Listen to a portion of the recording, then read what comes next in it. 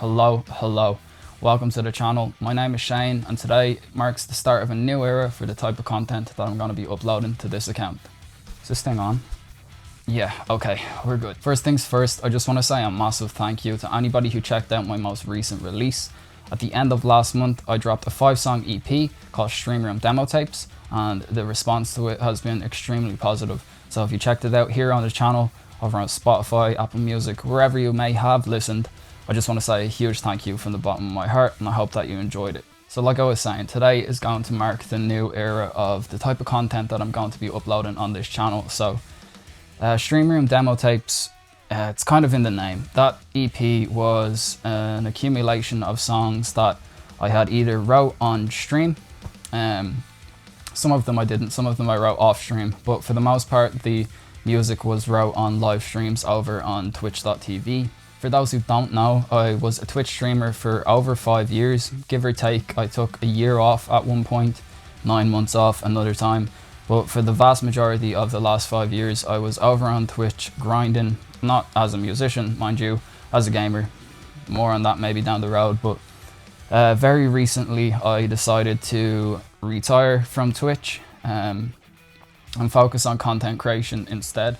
So for those who know streaming, it is quite a time-consuming endeavor, and a lot changed in my life in 2025.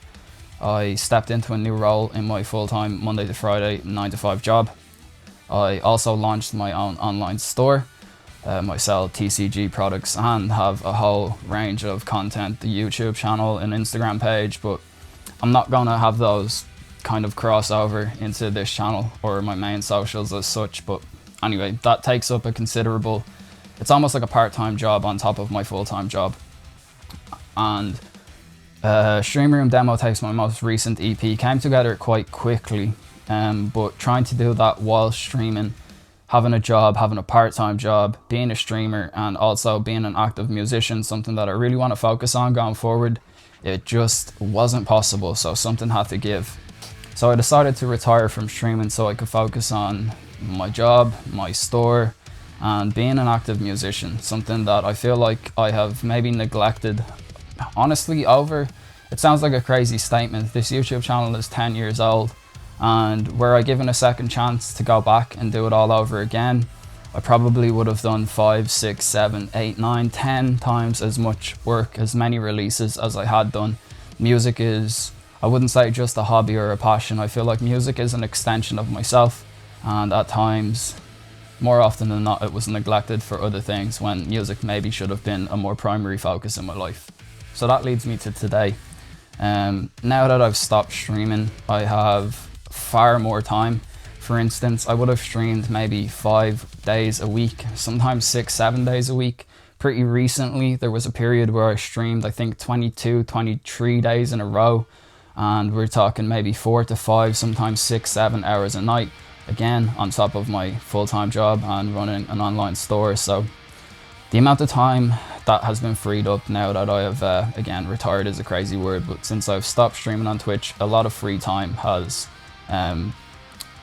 presented itself.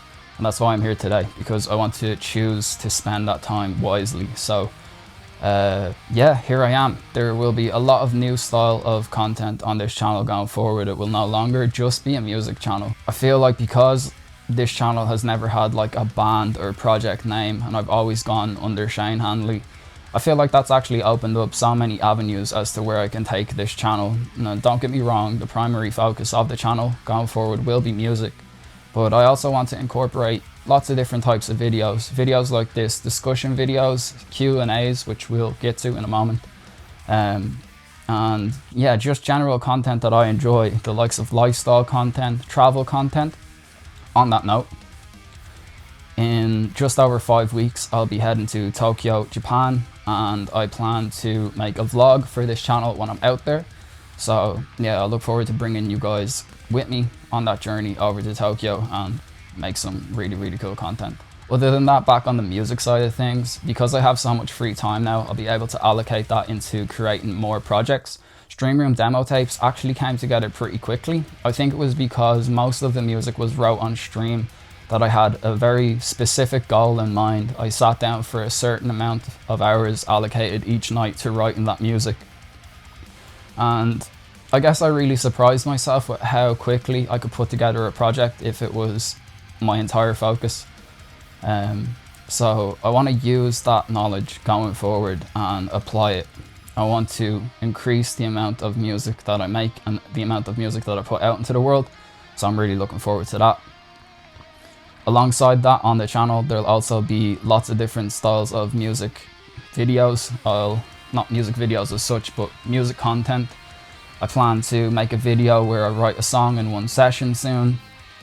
I will do mix and master walkthroughs where we sit down at my computer. I'll run you through my entire process as to how I would mix and master a song and get it ready for release on streaming platforms, and just a bunch of other really cool music content. That kind of all leads me into today's video. So yesterday or the day before, I'm not sure, recently I posted a Q&A kind of form on my Instagram account, on my story, and genuinely I thought that I was perhaps going to have to make up some extremely generic questions myself to use for this video if I wanted it to happen. But what happened was I ended up having to delete the story after a couple of hours because I was genuinely a little bit overwhelmed with how many questions that I got asked. I was very surprised. So I just want to say thank you to anyone who did answer or ask questions. Even I probably won't get to all of the ones that I did get asked on Instagram, but I've created some of the best ones to include in today's video, and I think it will give sorry, I drifted off there. I think the questions that I've chosen from the ones that I've got asked were really great questions that should give you a little bit more insight into myself as a musician. So without further ado, let's jump into it and get to the first question. So my favorite song I've ever wrote is a very difficult question to answer. I don't think I'd be able to narrow it down to one song. So what I'm going to do is pick my favorite song from each of my releases. So in 2014, I released my debut EP, Shades, and hands down my favorite song from that was Forward Unto Dawn. It also featured a guest solo from Sarah Longfield, and for sure it was my favorite song from that release. I did 2 singles then, but from the next EP, actually from those 2 singles, I guess 22 featuring Ollie Steele of Monuments, now formerly of Monuments, but at the time Ollie was still a member of the band. So 22 and Forward Unto Dawn up until around 2016. 2017 came and I released my sophomore EP, Daydream, and I think the the EP was called Daydream, and there was a song on the EP called Daydream. Again, it also featured a guest solo from Sarah Longfield, and that would have been my favorite from that release. Then I did a single called Fade Away in 2019, I believe. My most recent releases, 2 EPs, Confession of an Outsider and the very recent Stream Room demo tapes. I think Confessions of an Outsider, I even struggle to pick a favorite song from that, but if I did have to, it would probably be Flight 406 featuring my friend Kaito from Japan, or B4UV2. And then from the most recent release Stream Room demo tapes, my favorite song would either be Pillar of Autumn or Yuppa.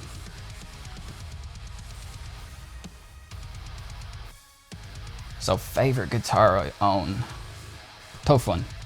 I own a lot of guitars. I use 2 of them. The Charvel Pro Mod DK24 and the Strandberg Bowden Original 6.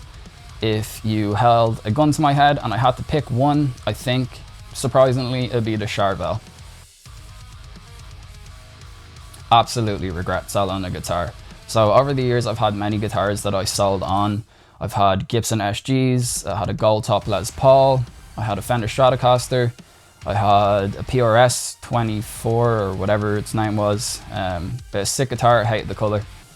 A couple of others I let go of, but the one that stands out above all else was a all black 7-string Ibanez that was made in Japan. Beautiful guitar at the time. I just needed the money, unfortunately. If I could go back, I would have found a way around that, but yeah, it was the 7-string Ibanez that was made in Japan. So favorite guitarists is a super difficult question, but I have curated a list. In no particular order, Perhaps maybe the first name on this list will probably be the most influential to me, but other than that, there is no order to this list. So we have Aaron Marshall, Misha Mansour, Rick Graham, Tim Henson, Scott LePage, Ollie Steele, John Brown, Yvette Young, and Mark from Vale of Maya.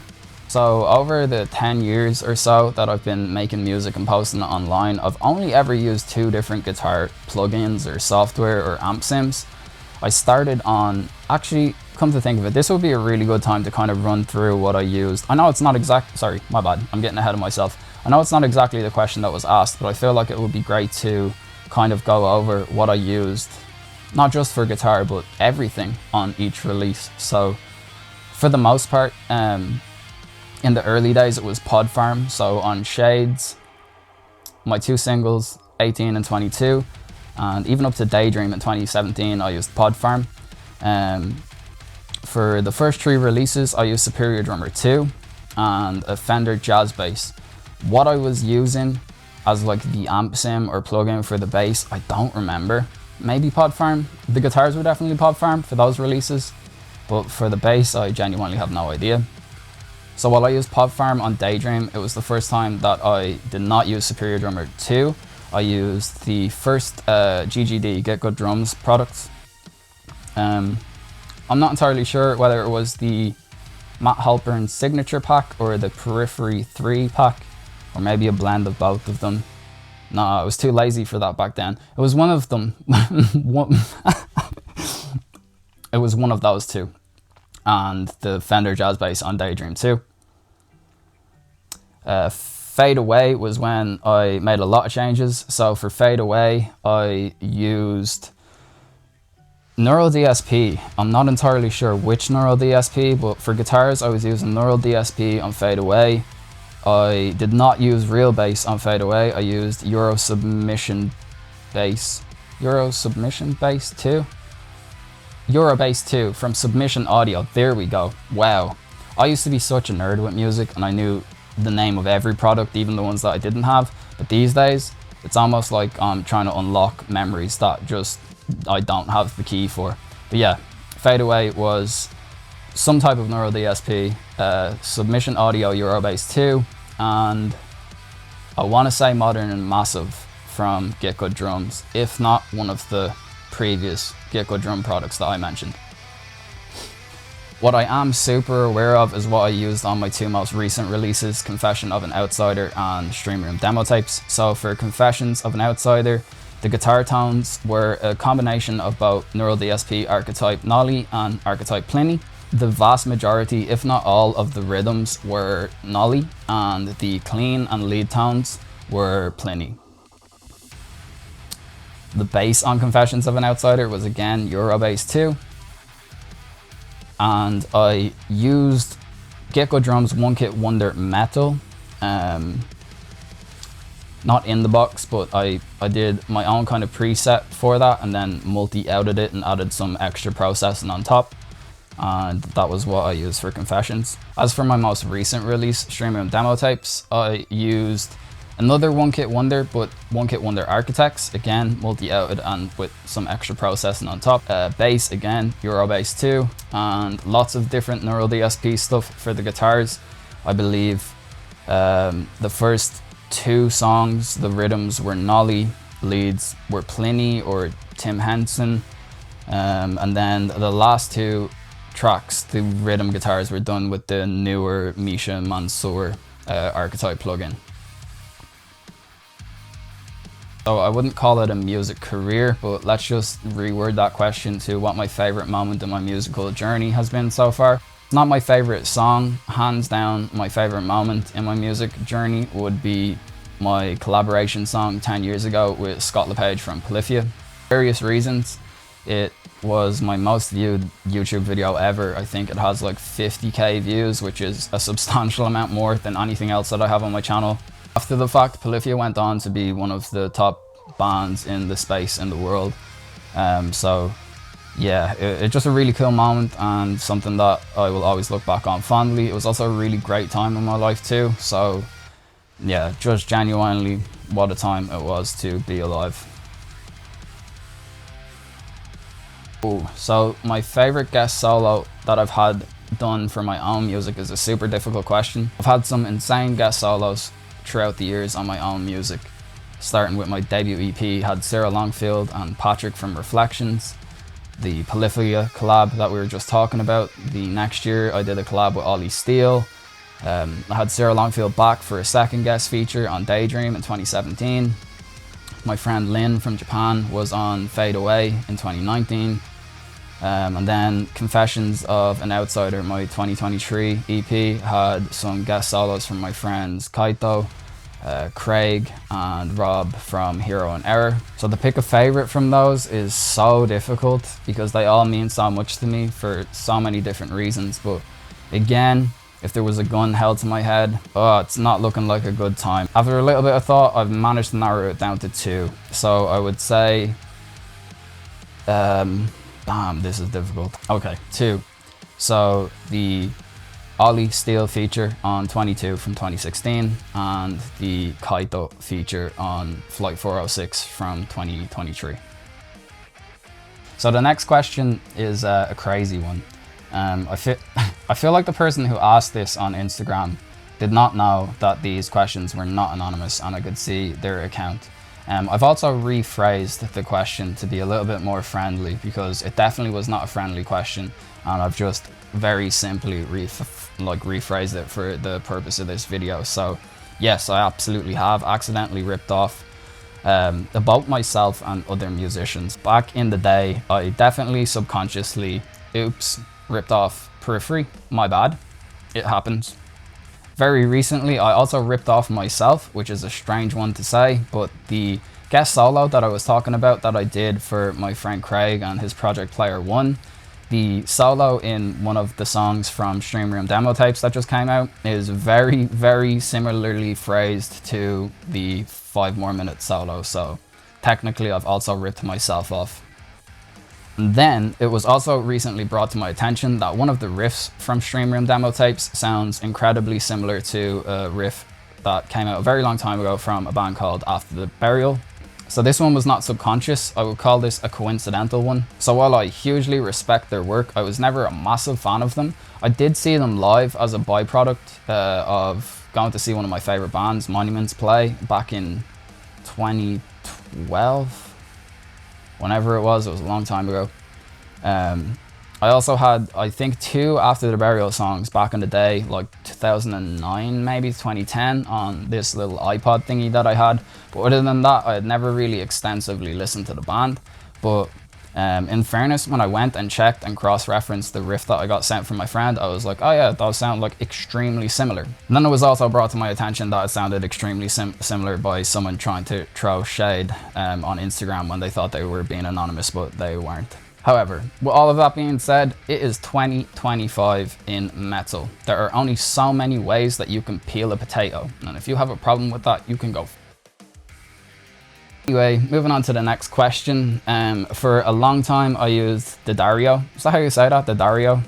I don't often say that word out loud, but for the longest time, I used that company's NYXL strings. They are extremely, extremely good.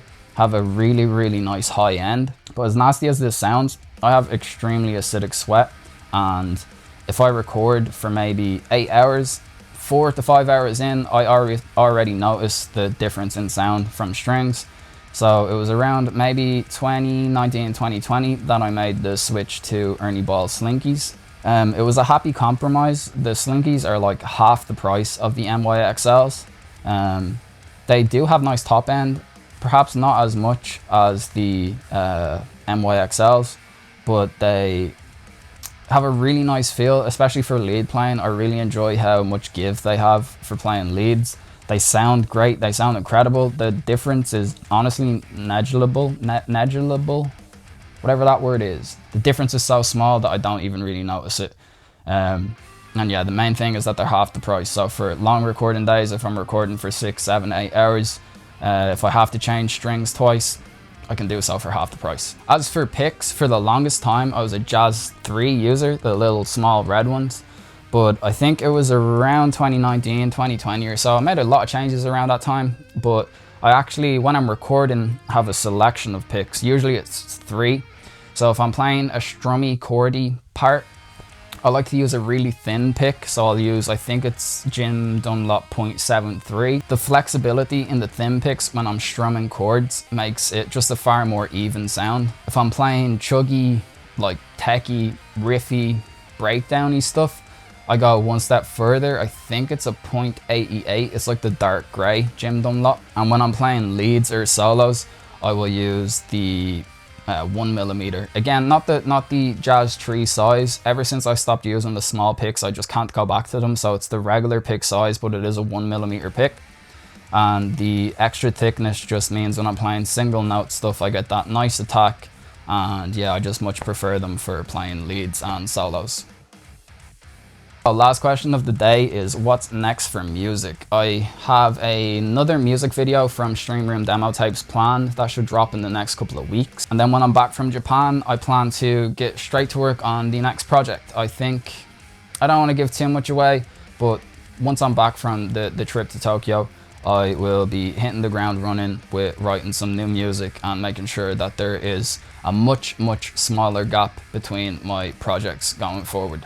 So yeah, that was the Q&A. I just want to say a massive thank you to anybody who did drop a question over on the Instagram account. If you want to follow me there, it's in the description of the video. So I also just want to say a massive thank you to the partners of the channel, Lenovo.